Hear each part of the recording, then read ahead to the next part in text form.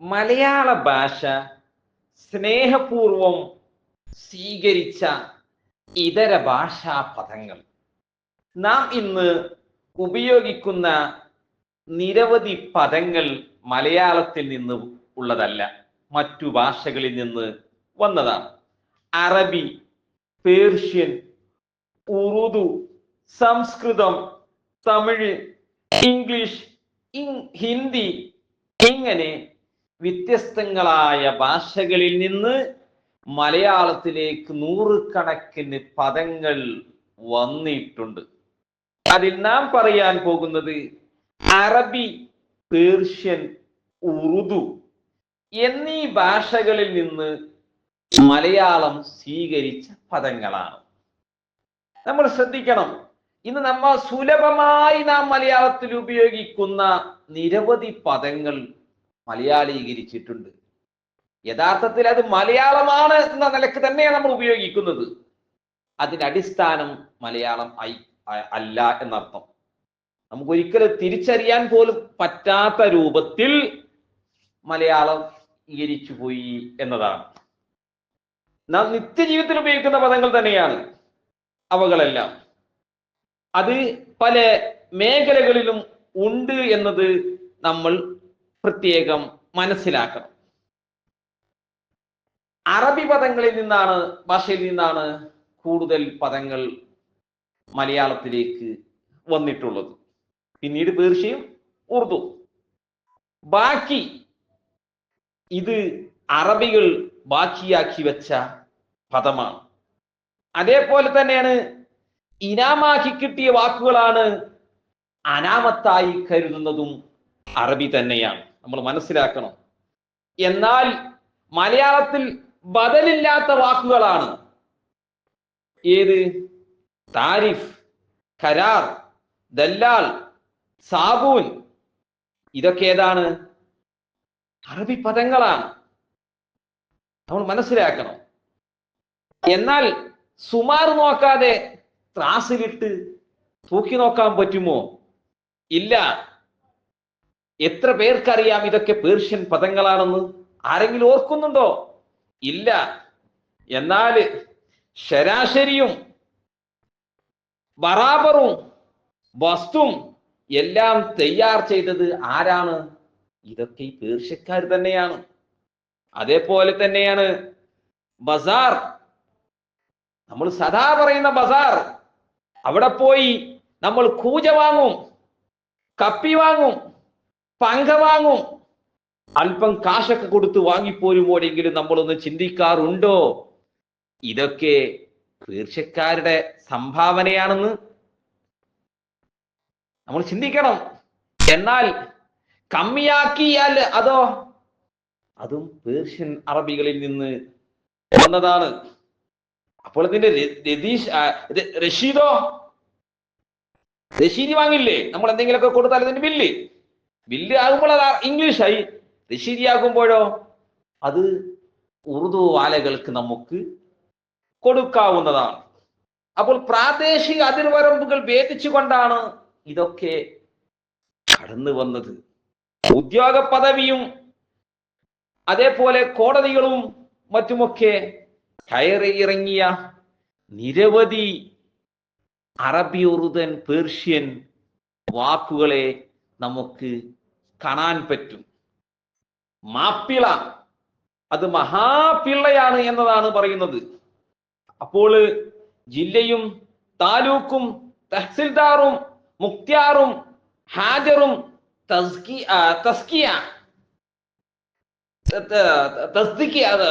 ഇതെല്ലാം എന്താണ്? അറബികളിൽ നിന്ന് മലയാളികൾ വസൂലാക്കിയെടുത്ത പദങ്ങളാണ്. നമ്മൾ മനസ്സിലാക്കി വെക്കണം.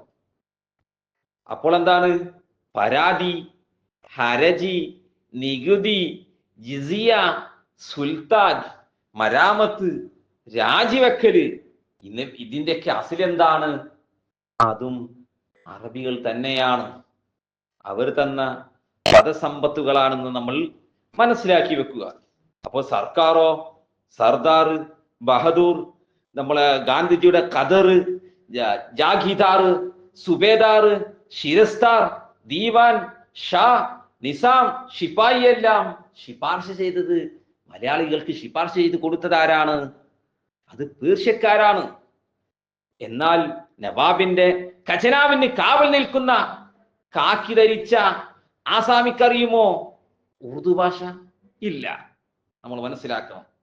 സെമീന്ദാറിൽ നിന്ന് പട്ടയം ലഭിക്കണമെങ്കിൽ എന്ത് കൊടുക്കണം?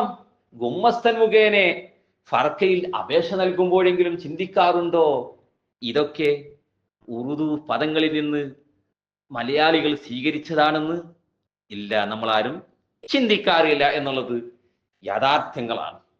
ഓഫീസ് നമ്മൾ സാധാരണ ഉപയോഗിക്കുന്ന പദമാണ്, അത് ഇംഗ്ലീഷുകാരുടെ സംഭാവനയാണെന്നുള്ളത് മറ്റൊരു കാര്യം, അത് നമ്മൾ വിസ്മരിക്കുന്നില്ല.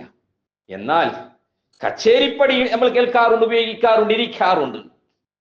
അങ്ങോട്ടൊക്കെ ഹുക്കും തേടി നമ്മളെല്ലാവരും പോകും. അതേപോലെ തന്നെയാണ് മുൻസിഫ് കോടതിയിൽ പോകും, ജപ്തിയുണ്ട്. അവിടുന്ന് ജപ്തി ചിലപ്പോ ഉത്തരവുമായി നമ്മൾ വരാറുണ്ട്. ആ ജപ്തി നടപ്പിലാക്കുന്നവന്റെ ആരാണ്? ആമീനാണ്. അവിടെ കോടതിയിൽ വാദിക്കുന്നവൻ ആരാണ്? വക്കീലാണ്. അവിടെ വക്കാലത്ത് നിൽക്കുന്നവരുമുണ്ട്, അവിടെ അദാലത്തുണ്ട്, ജാമ്യമുണ്ട്, മഹ്ശറുണ്ട്. ഇതൊക്കെ എവിടുന്ന് വന്നു? പേർഷ്യക്കാരുടെ സംഭാവനയാണ്. എന്നാൽ കച്ചേരി ഉറുദുവിനും അവകാശപ്പെട്ടതാണെന്ന് ഭാഷാ വിദഗ്ധർ പറയുന്നു. നേരത്തെ നമ്മൾ പറഞ്ഞു, ഖദറും ജുബ്ബ, കമ്മീസ്, ഇതൊക്കെ നമ്മൾ ധരിക്കുന്നുണ്ട്. ഇതൊക്കെ ആര് കൊണ്ടുവന്നതാണ്? അറബികൾ കൊണ്ടുവന്നതാണ്. പൈജാമയും ഷാളും കൂർത്തയും ധരിക്കുന്നത് മലയാളികളുണ്ട്. പക്ഷേ ആ പദങ്ങൾ എവിടെ നിന്ന് കിട്ടി? അത് പേർഷ്യക്കാര് കടമായി നമുക്ക് തന്നതാണ്. എന്നാൽ ഉറുമാലും തൊപ്പിയും പർദയും ഒക്കെ മലയാളികൾക്ക് സംഭാവന ചെയ്തത് ആരാണ്? അത് മറ്റാരുമല്ല, അത് നമ്മുടെ ഉറുദു വാലകളാണ്. ഇങ്ങനെ എത്രയെത്ര വസ്ത്രങ്ങൾ പേര്. അപ്പോൾ ഈ ഇസ്തിരി ഇടുമ്പോഴെങ്കിലും നമ്മൾ ഈ വസ്ത്രങ്ങളൊക്കെ ധരിക്കുന്ന നമ്മൾ ഈ ഇസ്തിരി ഇടുമ്പോഴെങ്കിലും ഒന്ന് ആ പാവപ്പെട്ട പേർഷ്യക്കാരെ ഒന്ന് ഓർക്കണമേ എൻ്റെ പ്രിയപ്പെട്ട മലയാളികളെ. ഇനി ഭക്ഷണത്തിലേക്ക് കടന്നു നോക്കൂ. ഇന്ന് മലയാളികളുടെ ഭക്ഷണ വിഭവങ്ങൾ നിരവധിയാണ്. ഇതൊക്കെ പല അറബ് നാട്ടുകളിൽ നിന്നും വന്ന നിരവധി ഭക്ഷണങ്ങൾ നമ്മുടെ മലയാളക്കരയിൽ സുലഭമായി ലഭിക്കുന്നു. അപ്പൊ ഇതിൽ ചില പദങ്ങളൊക്കെ നമുക്ക് പരതുമ്പോൾ പല രാജ്യങ്ങളിൽ നിന്ന് വന്നതായി നമുക്ക് കാണാൻ പറ്റും. പത്തിരിക്ക് അറബികളും പേർഷ്യക്കാരും സമാസമമാണ് ഉപയോഗിക്കുന്നത്, നമ്മൾ മനസ്സിലാക്കണം. അതിൽ സംശയമുണ്ടോ? എന്നാൽ കഞ്ഞി സുർക്ക ലഭിക്കണമെങ്കിൽ എന്താണോ? അതേപോലെ അച്ചാറുണ്ടാക്കിയതൊക്കെ ആരെയാണ്? അതൊക്കെ ഉറുദു വാലകളാണ്. ബിരിയാണിയും ബദാമും തന്നതാരാ? വിഷപ്പ് മാറ്റിയത് ആരാണ്? പേർഷ്യക്കാരാണ്, അല്ലെങ്കിൽ അറബികളാണ്. അതേപോലെ എന്താണ്? സർബത്ത്, ദാഹത്തിന് മുൻകാലങ്ങളിൽ നമ്മൾ കുടിച്ചിരുന്ന വെള്ളം, സർബത്ത്, ഇതാര് തന്നതാണ്? നമുക്ക് അറബികൾ പരിചയപ്പെടുത്തി തന്നതാണ്. നമ്മൾ മനസ്സിലാക്കണം. ഉറുമാമ്പഴം, ബത്തക്ക, കർമൂസ, സഫർജല്, ഇതൊക്കെ നല്ല വിഭവങ്ങളാണ്. പക്ഷെ ഇതൊക്കെ അറബി പദങ്ങളാണെന്നുള്ളത് നമുക്കറിയുമോ? അതുപോലെ ഹലുവയും മസാലയും പ്രധാനമാണ്. ഉലവയും കിസ്മിസുമെല്ലാം നമ്മുടെ ഭക്ഷണം പാകം ചെയ്യുന്നതിൽ ഉപയോഗിക്കുന്നുണ്ട്. ബിരിയാണിയുടെ സമ്പത്താണ്. ഇതൊക്കെ ആരുടെ സമ്പത്താണ്? അറബികളുടെ തന്നതാണ്. നമ്മൾ മനസ്സിലാക്കണം. അതേപോലെ തന്നെയാണ് ദിവസവും നമ്മൾ കുടിക്കുന്ന ചായയും കാപ്പിയും കഹ്വയുമെല്ലാം എവിടുന്ന് വന്നു? അറബികളിലൂടെയാണ് അതിന്റെ പേരുകൾ നമ്മളുടെ മലയാളക്കരയിലേക്ക് വന്നത് എന്ന് നമ്മൾ ഓർക്കണം. അതേപോലെ ഇത് മാത്രമാണോ? ഇതൊക്കെ ഭക്ഷണ വിഭവങ്ങളാണ് നമ്മൾ പറഞ്ഞത്. ഇനി കായികാഭ്യാസപരമായ കാര്യങ്ങളിലേക്ക് ഏർപ്പെടുമ്പോഴോ നിരവധി പദങ്ങൾ അവിടെയും ഉണ്ട്. മലയാളികൾ സ്വീകരിച്ചത് കളരി, കരാട്ട, ഇതൊക്കെ നിപുണനായ കുറെ ആളുകൾ നമ്മുടെ കൂട്ടത്തിലുണ്ടല്ലോ. അതേപോലെ തന്നെ കലാസികൾ, ക്രെയിനിന് പകരം മുൻകാലങ്ങളിൽ കലാസികളായിരുന്നല്ലോ ഉണ്ടായിരുന്നത്. ഇതൊക്കെ എവിടുന്ന് വന്നതാണ്? അറബികളിൽ നിന്നും മറ്റുമൊക്കെ വന്ന പദങ്ങളാണ് എന്ന് മനസ്സിലാക്കണം. അതേപോലെ ജിംഖാന, ഗുസ്തി, ഇതൊക്കെ എവിടുന്ന് വന്നതാണ്? ഉറുദുവിൽ നിന്ന് വന്ന പദങ്ങളാണ്. വാദ്യോപകരണങ്ങൾ നോക്കിയാലോ അതിലുമുണ്ട് അറബി, പേർഷ്യൻ, ഉറുദു പദങ്ങൾ. അതെന്താണ്? അറവാന മുട്ട് നമ്മൾ കേട്ടിട്ടില്ലേ? സിതാറ്, ഇതൊക്കെ എന്താണ്? ശുദ്ധമായ അറബിയാണ്, നമ്മൾ മനസ്സിലാക്കണം. ഇനി നമ്മൾ സുഗന്ധങ്ങൾ ഉപയോഗിക്കുന്നവരാണല്ലോ. സുഗന്ധത്തിലേക്ക് കടന്നു നോക്കിയാൽ അതാണ് അത്ര എവിടുന്ന് കിട്ടി, ഊത് എവിടെ നിന്ന് വന്നു? അതേപോലെ സുറുമ ഇട്ടതാരാണ്? ആരാണ്?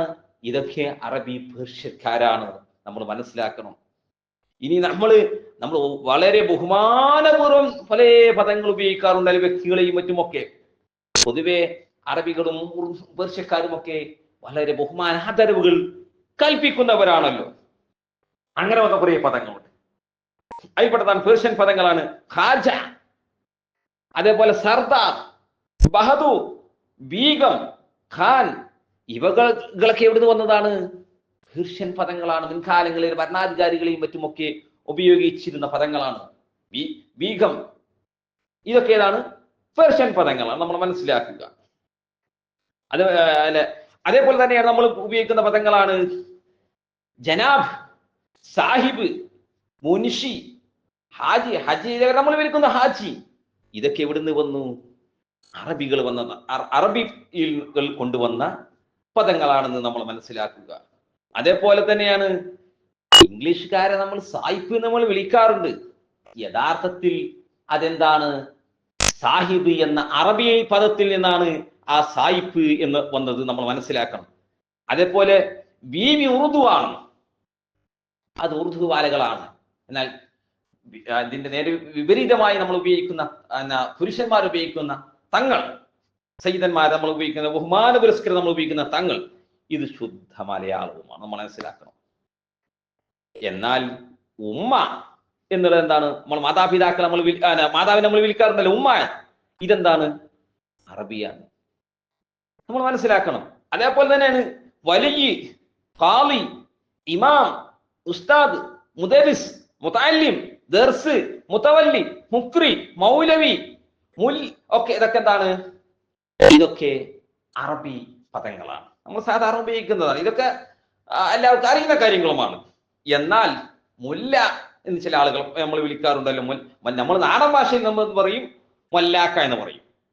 യഥാർത്ഥത്തിൽ അതിനെ മുല്ല എന്നുള്ള പണ്ഡിതന്മാർ ഉപയോഗിക്കുന്ന പദങ്ങളാണ്. അതാ അവിടുന്ന് കിട്ടിയതാണ്? പേർഷ്യക്കാരുടെ സംഭാവനയാണ്. എന്നാൽ നമ്മൾ സാധാരണ ഉസ്താദുമാർക്ക് മുസ്ലിയാർ എന്ന് വിളിക്കാറുണ്ടല്ലോ. ഈ മുസ്ലിയാർ എവിടുന്ന് വന്നു? അത് മുസ്ലി എന്നത് അറബിയും യാർ എന്നത് പേർഷ്യനുമാണ്. ഈ രണ്ടും കൂടിയും കൂട്ടി യോജിച്ചതാണ് മുസ്ലിയാർ. ഇനി മൗലിദ്, അത് നമ്മൾ സാധാരണ പറയുന്ന മൗലിദ്, ഇത് എവിടുന്ന് വന്നു? ഇത് അറബിയാണ്. അതിനെ വർക്കത്തിനായി വിതരണം ചെയ്യുന്ന ഷീർണി ഉണ്ടല്ലോ, ഇത് രണ്ടും എവിടുന്നാണ്? ഷീർണി എന്താണ്? ബർക്കത്ത് എന്താണ്? രണ്ടും എവിടെ നിന്ന് വന്നു? അറബിയിൽ നിന്ന് വന്നു. എന്നാൽ നിസ്കാരത്തിനായി കൊടുക്കുന്ന വാങ്ക്, അതേപോലെ ഖബറിൽ നമുക്ക് അടയാളപ്പെടുത്താൻ വെക്കുന്ന മീസാൻ കല്ല്, ഇതൊക്കെ എവിടുന്നേ വന്നത്? പേർഷ്യക്കാരാണ്. യഥാർത്ഥത്തിൽ ബാങ്ക് നമ്മൾ പറയുന്നത് അറബി പദം എന്താണ്? അദാൻ എന്നുള്ളതാണ്. ഇഖാമത്ത്, അദാൻ വൽ ഇഖാമ. അപ്പൊ നമ്മൾ സാധാരണ മലയാളി എന്ന് വരുന്നത് ബാങ്കും ഇഖാമത്തും കൊടുക്കുന്നത് യഥാർത്ഥത്തിൽ വാങ്കാണ്. ഈ വാങ്ക് എന്നുള്ള പദം പേർഷ്യനാണ് എന്നുള്ളത് നമ്മൾ മനസ്സിലാക്കുക. അതേപോലെ മയ്യത്ത് മറമാടിയാൽ മീസാൻ കല്ലുകൾ വെക്കും. ഈ മീസാൻ എന്താണ്? പേർഷ്യൻ പദങ്ങളാണ് അടയാളമായി വെക്കുന്നത്. അത് പേർഷ്യൻ അടയാളമാണ് മീസാൻ. മനസ്സിലാക്കേണ്ടത് കാര്യങ്ങൾ. ഇങ്ങനെ എത്ര പദങ്ങൾ. അതേപോലെ തന്നെയാണ് വാറ്, അതാര് തന്നതാണ്? അതും പേർഷ്യക്കാർ നമുക്ക് തന്നു തന്നെയാണ്. അതേപോലെ തന്നെയാണ് പഴയ പള്ളികൾക്കൊക്കെ ശ്രാമ്പ്യ എന്ന് വിളിക്കും, ചെറിയ പള്ളികൾക്ക്. ഇതെന്താണ്? ഇത് പേർഷ്യനാണ്. അതേപോലെ മറ്റു പദങ്ങളാണ് എന്ത്? മറ്റു കുറെ പദങ്ങൾ ഇതേപോലെ ഉണ്ട്. മദ്രസ, സകാത്ത്, ഹജ്ജ്, ഇതൊക്കെ നമുക്ക് എല്ലാവർക്കും അറിയുന്ന കാര്യങ്ങളാണ്, അറബിയാണെന്നുള്ളത്. ഇതൊക്കെ നമ്മൾ സാധാരണഗതിയിൽ മലയാളത്തിൽ ഉപയോഗിക്കുന്നു എന്ന് മാത്രം.